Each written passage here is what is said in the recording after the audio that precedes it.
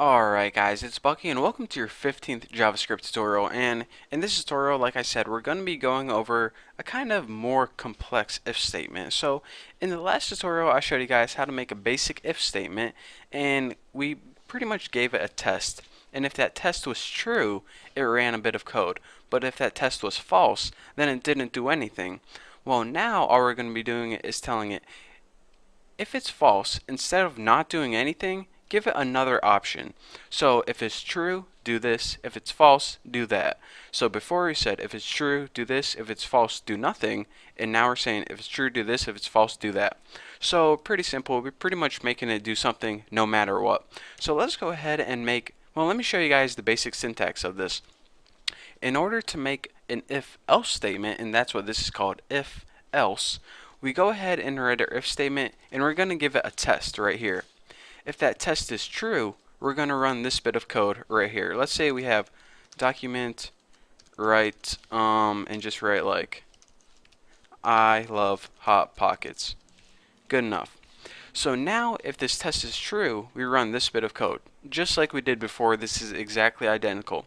But now let's stick another piece onto this. We're going to go ahead and write the word else. Now go ahead and add brackets for this, and instead of doing nothing if the test is false, it's going to do this bit of code right here. So document write I love, let's give it something like I love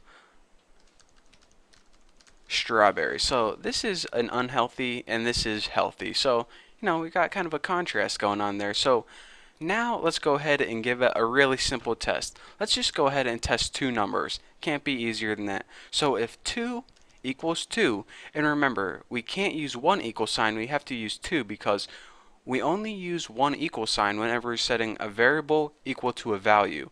Whenever we're just testing two values to make sure they equal each other, we use two equal signs.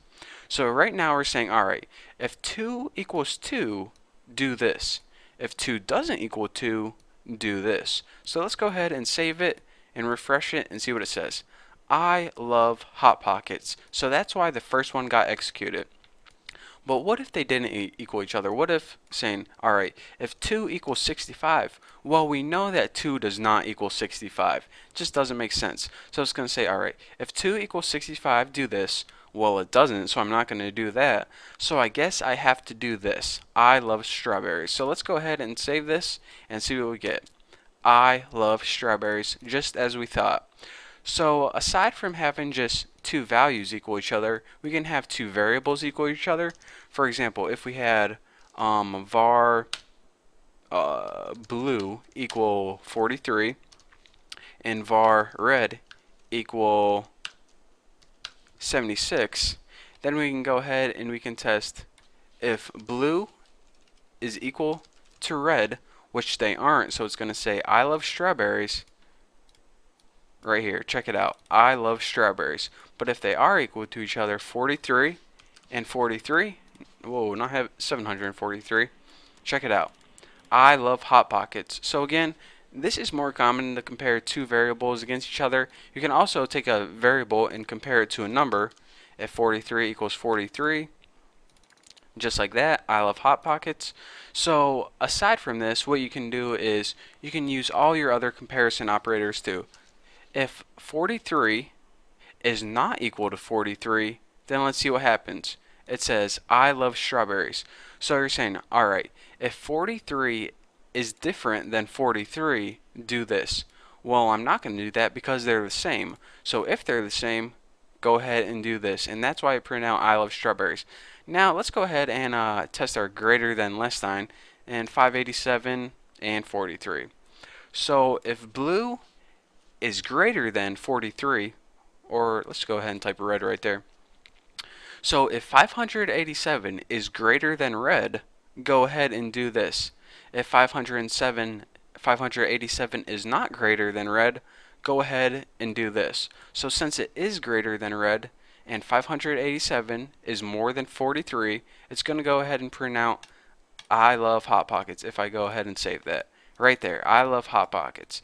And of course we can do less than or equal to, greater than or equal to, double equals, not equals, and all those good stuff. But anyways, that's the point I'm trying to make. An if-else statement is basically this. Let me go ahead and cut this. An if statement pretty much takes a test, and if it's true, it runs a bit of code. If it's not true, it doesn't do anything. What an if-else statement does is it pretty much gives you that second option. If it's not true, instead of not doing anything, run this bit of code instead. So either way, your computer is going to get stuck doing something, whereas before, if it wasn't true, it could escape, take the easy way out, and do nothing. So there you have it, a basic if-else statement and why they are useful and what they do.